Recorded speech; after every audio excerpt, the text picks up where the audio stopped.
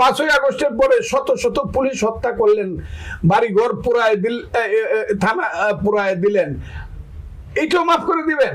আমি 5ই আগস্টের আগেরটা ধরতেছি না, আমি 5ই আগস্টের আগেরটা এইভাবে ধরতেছি। পুলিশ যদি অন্যায় করে তাকে মারা গেছে, ঠিক আছে, পুলিশ মারা গেছে, কিন্তু আপনি তো রাষ্ট্র, শুধু পুলিশ মারা গেছে আপনি খুব খুশি হয়েছেন, এটা হইতে পারে না। আপনি পুলিশের বাড়িতে যান, সে তো আপনার সরকারের চাকরি করতো, আপনার তার সন্তান আছে, মা বাপ আছে, তাদেরকে বলেন তোমার ছেলে মারা গেছে, আমরা দুঃখিত, তোমার জন্য আমরা এইটুক করলাম।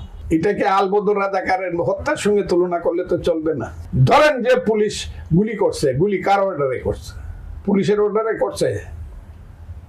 পুলিশ কি নিজের অর্ডারে গুলি করছে, নাকি একজন ম্যাজিস্ট্রেট অর্ডার দিছে, নাকি তাকে নির্দেশ দিছে উপর থেকে শেখ হাসিনা বা স্বরাষ্ট্রমন্ত্রী?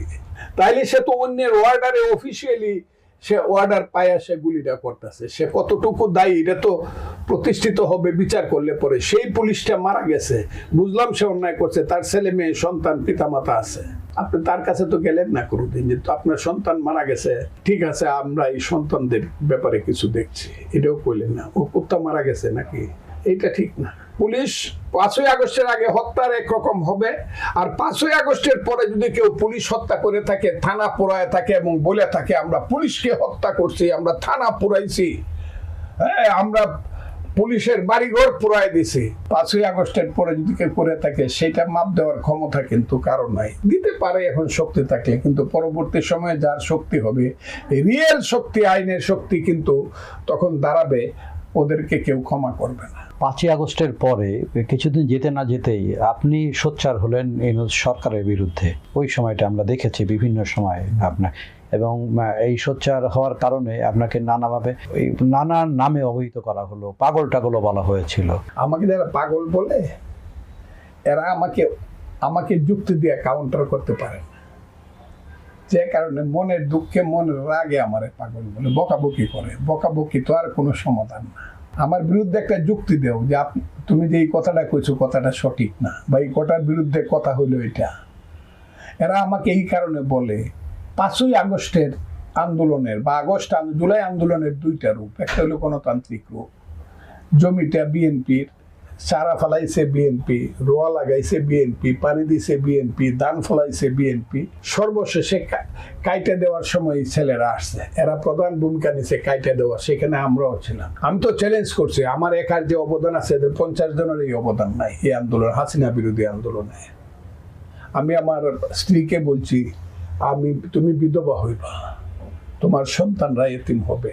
আমার একটা ছেলে ব্যারিস্টার, আর একটা ছেলে ইঞ্জিনিয়ার, সে এআই করে অনেকদিন আগের থেকে, ওরা 5 দিন গিয়া রাত্রে বাড়িতে আসে নাই আন্দোলনে। আমরা আন্দোলন করি নাই, আমাদের কথার উপরে লাখ লাখ মানুষ ঘুরছে। হাসিনা পতনের 24 ঘন্টা আগে আমি কইছি আগামীকাল শেখ হাসিনার পতন হবে, 24 ঘন্টার আগেই হবে, কারণ সে উত্তর সিরানা হয়ে গেছে।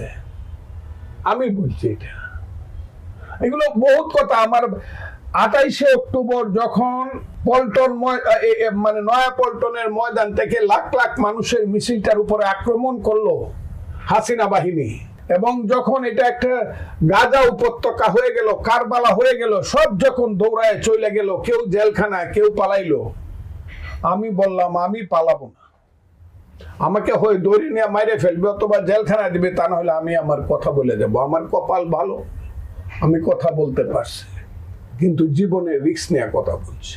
শেখ হাসিনা সরকার ফেসিস্ট ছিল বলে, ঠিক আছে, ফেসিস্ট আমাকে কিন্তু ওইভাবে মাইরে ফেলে নাই, কিন্তু আমি যখন ইউনূস সরকার জামাত বিরোধী কথা বলছি, আমার বাসার সামনে আইসা মব করে আমার নামে যে অবস্থা করছে, আমি কোথাও আজকে 2 বছর 1.5 বছর যাবত আমি কিন্তু ওই পার্কে হাঁটতে যাই না। আমি কিন্তু 15 বছর পার্কে হাঁটতে যেতাম, আমি কারণ এমন ধরনের থ্রেট হয়েছে যে এখন আমাকে সিকিউরিটি নিয়ে ঘর থেকে বেরোতে হয়।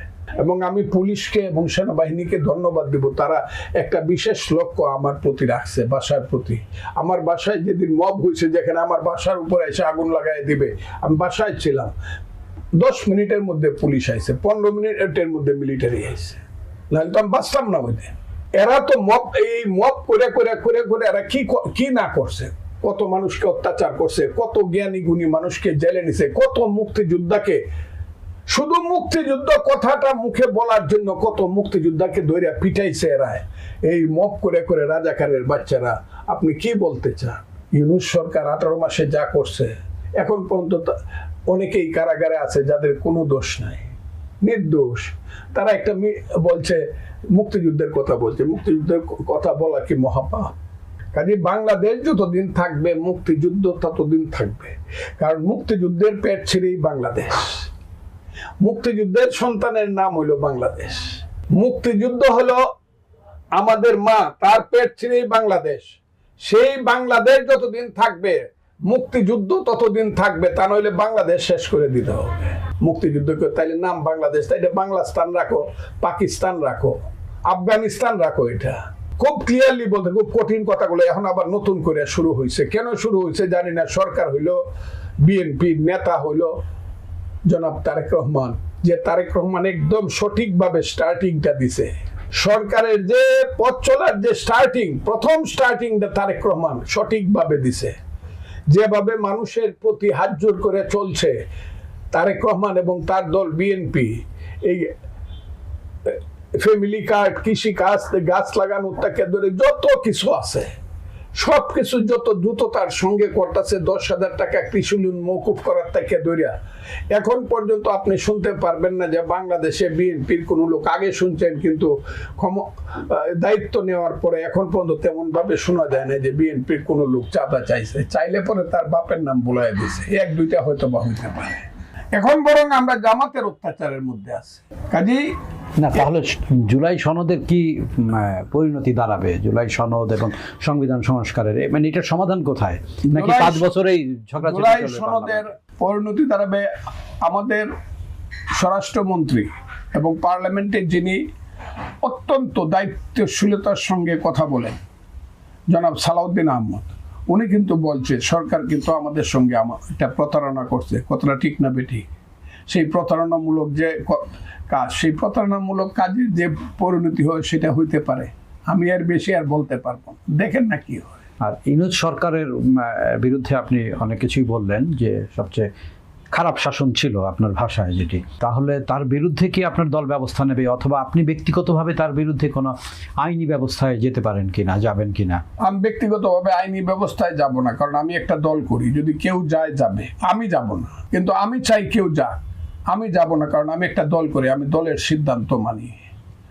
আর দল একটা রাষ্ট্র ক্ষমতায় যাইতে হলে তৃতীয় বিশ্বের দেশে অনেক বুঝাবুঝ করতে হয়, প্লাস মাইনাস করতে হয়। দল কি কারণে ইউনূস সাহেবের সাথে কি করছে সেটা দলের যে নেতৃত্ব, আমি এত বড় নেতা না, সেটা তারা বুঝবে। আমি নীতিগত কথাগুলো বলতেছি, আমি ক্ষমতাগত কথাগুলো বলছি না। আপনি ক্ষমতা পাইতে হলে অনেক জায়গাতে অ্যাডজাস্টমেন্ট, কম্প্রোমাইজ করতে হয়। আবার ক্ষমতা চান না শুধু সত্য কথা বলতে হইলে ফজলুর রহমান মতো আপনাকে স্ট্রাগল এন্ড ফাইট করতে হবে, কৌশল আছে তো কিছু। আর ক্ষমতা চান তাইলে অ্যাডজাস্টমেন্ট এন্ড কম্প্রোমাইজ করতে হবে। আর আপনি ক্ষমতা চাই না শুধু সত্য কথা বলবো, তাহলে সারা জীবন কবর পর্যন্ত স্ট্রাগল এন্ড ফাইট করতে হবে। মানে আপনি কি মনে করেন আপনি সেই কাজটি করছেন? আমি সত্য কথা বলার জন্য বোধহয় সেই দিকেই যাচ্ছি। নির্বাচনের আগে 3 দিন আগে একটি চুক্তি করা হলো মার্কিন যুক্তরাষ্ট্রের সঙ্গে, মানে এইটা আপনারা বলছেন ওই চুক্তি নিয়ে মাঝে বিভিন্ন জায়গায় ওইটা সমালোচনা হচ্ছে, আপনার মূল্যায়ন কি? আমিও তাই মনে করি। কেন মনে করেন? এই কারণে মনে করি, ইউনূস তো হইল যে দেশটির কথা বললেন তাদের গুটি হিসাবে এখানে আসছে। কারণ আমাদের যত কাম কাজ করে গেছে, চুক্তি টুক্তি যাই বলেন, এই যে সনদ টনদ লেখা টেখা বলেন, সংবিধান পরিবর্তন, এই যে মিটিং টিটিং, সব তো মার্কিনীরা করছে। আমি তোদেরকে বলতাম আধুনিক যুগের রবার্ট ক্লাইভ, এরা কেউ তো বাংলাদেশের নাগরিক না, এরা এসে আমার দেশ ঠিক করে দেয়া গেছে। এদেরকে পাইলে মানুষ কিন্তু জুতা পিটা করবে। এখন আমি কথাটা বললাম, একটা the time will come and the time will answer in time. এই কথাটা মনে রাখেন। বিদেশিরা এসে আমার দেশের সংবিধান পরিবর্তন করে যাবে, আমার দেশের সবকিছু করে যাবে, আমার দেশের চুক্তি করে যাবে। আমি সেন্ট মার্টিন দ্বীপে যাইতে পারবো না বছরের পর বছর, আমার চট্টগ্রাম বন্দর দিয়ে দিবে, আমার মানে বিভিন্ন চুক্তি করে আমার দেশের অংশ দিয়ে দিবে। আমি তো মনে করি এরা বিদেশি বইলা, এরাই আমেরিকার লোক, ওই আমেরিকা এখানে বসাইছে। কবে টের পেলেন এটা? হ্যাঁ, এটা টের পেয়েছেন কবে? আমি প্রথম দিনই টের পাইছি। আমার তো জিজ্ঞাসা করে লাভ নাই। কিন্তু ইউনূস সাহেব সম্পর্কে আমার ধারণা একটু ভিন্ন ছিল। আমার মনে হচ্ছিল উনি নোবেল লরিয়েট। আমি ওনাকে এত বেশি বলছি যে উনি 10টা প্রধানমন্ত্রীর চেয়ে উঁচু মানুষ, উনি এই মানুষ সেই আমি বলছি, আল্লাহ মাফ করো। কিন্তু আমি পরবর্তী সময় দেখলাম উনি টোটাল ষড়যন্ত্রের, শুধু অংশ না, টোটাল ষড়যন্ত্রের উনি হইলেন leader. He is the shelter master. এই কথাটা আমি বলছি, এই কথাটা প্রতিষ্ঠিত হয়ে গেছে of all the evil dance of Bangladesh. Evil deeds যা আছে সব কিছুর উনি হইলেন মাস্টার, শেল্টার মাস্টার। হয় বুঝে নাই, বলছে আমি বুঝি না, আমার বয়স 85 বছর, অথবা বুঝে শুনে করছে। এই বাচ্চা ছেলেগুলারে বলছে, 23 বছরের ছেলেরে বলছে প্রধানমন্ত্রী হইবা। এইসব ছেলে পেলে যেভাবে কথা বলে, এই জেনারেশন কোত্থেকে আসলো আমি তো জানি না। এরা কবে পলিটিক্স করছে, কবে কবে? আমি তো ফজলুর রহমান 62, 64, 66, 69, 70, 71-এর মুক্তিযুদ্ধ, 83-র আন্দোলনের আমি প্রধান নেতা, এরশাদ বিরোধী আন্দোলনের, যেটা 10 দফার আন্দোলন, যেটা পরে যেটা হাবিব আমানরা করছে, যেটা 90 সনে। কই আমরা তো কারো সঙ্গে কোনদিন বেয়াদবি করে, অথবা আমাকে ক্ষমতা দেও আমি মন্ত্রী হব।